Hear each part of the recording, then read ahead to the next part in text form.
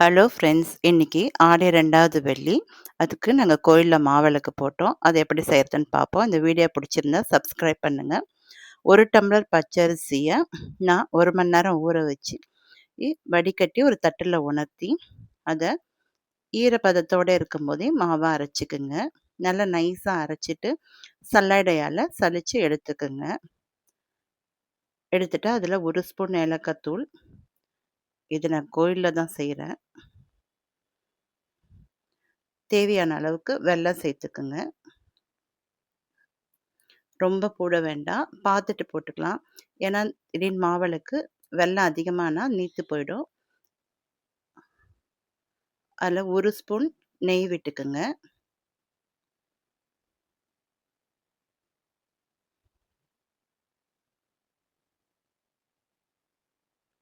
போட்டு நல்லா கிளறுங்க.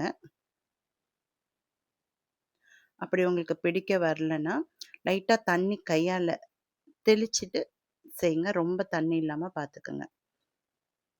இத பாருங்க, இந்த மாரி கெட்டியான உருண்டைய பிடிச்சுக்குங்க.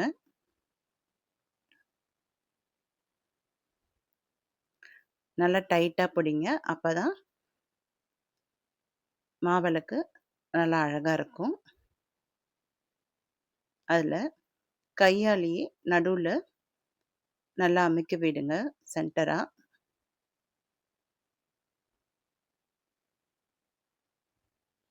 நல்லா டைட்டா பிடிச்சிக்கினா தான்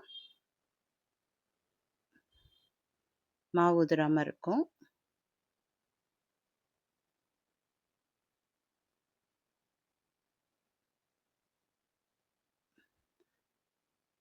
மாவிளக்குக்கு உருண்டை பிடிச்சாச்சு.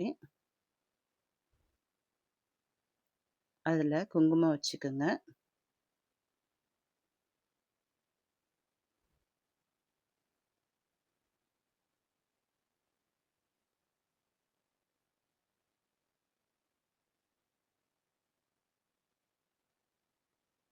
ஒரு ஸ்பூன் நெய் விட்டுக்கோங்க.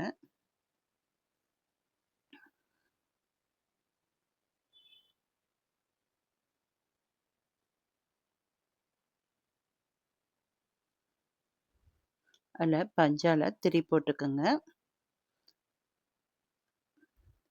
அதை நல்லா நெய்யாலே தொட்டு அந்த முனைய நல்லா அழகாக வச்சிங்கன்னா சீக்கிரமாக பாருங்க, முனைய நல்லா நெண்டி விடுங்க. அப்போ தான் டக்குன்னு விளக்கு எரியும். அது காற்று அதிகமாக இருக்குது.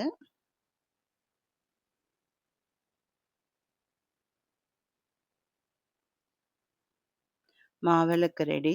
நான் பொங்கலும் வச்சுட்டு மாவிளக்கு போட்டேன். எல்லாருக்கும் அம்மன் அருள் கிடைக்கட்டும்.